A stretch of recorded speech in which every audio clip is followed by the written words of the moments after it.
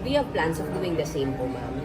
Well, I stand by my version of the bill, and kung tuloy-tuloy yung interpellation, may mga bagay na talagang hindi na kinakailangan doon, marami ng extra. So sa interpellation na lang, ma'am, you will Yes, set at saka may sa period amendments. of amendment, meron pang interpellation, mahaba pa yung proseso para matanggal yung mga bahagi na tinatawag nating controversial o di kaya objectionable.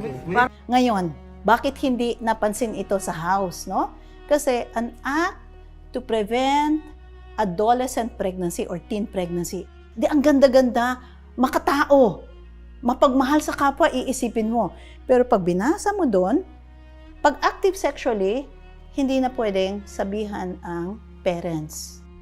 It's not like susundin by the book itong CSE guidelines ng UNESCO, notwithstanding na hindi lahat ng nasa international standards ay i-implement. And it is not even something to be kind of a deliberate weaseling na gusto kong gawin to sa mga bata or gusto kong gawin ito ng DepEd sa mga bata kaya sinama ko yung international standards. When in reality, it's just that so that it is standardized in every level para hindi tayo mauli sa ibang mga bansa that has CSE in their curriculum.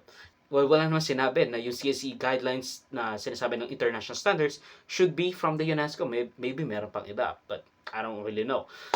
At nasa discretion pa rin ng DepEd at ng Council ang paggawa ng curriculum. Kasi again and again, nauna ang DepEd and then international standards. At as it says, CSE shall be integrated in the school curriculum guided by DepEd.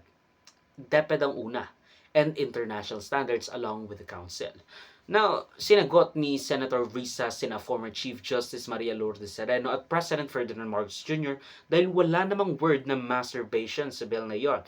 And in my opinion, he probably just watched the video that Sereno made. Alin nga ba yung mga mali-mali?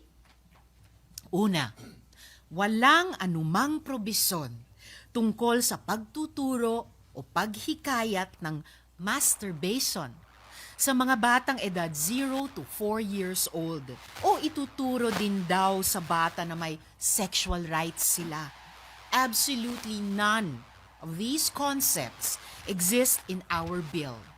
Those lines in their supposed rebuttal are complete and total fabrication. Ikalawa, hinding-hindi ginagamit dito sa Pilipinas yung pinipilit nilang standards for sexuality education in Europe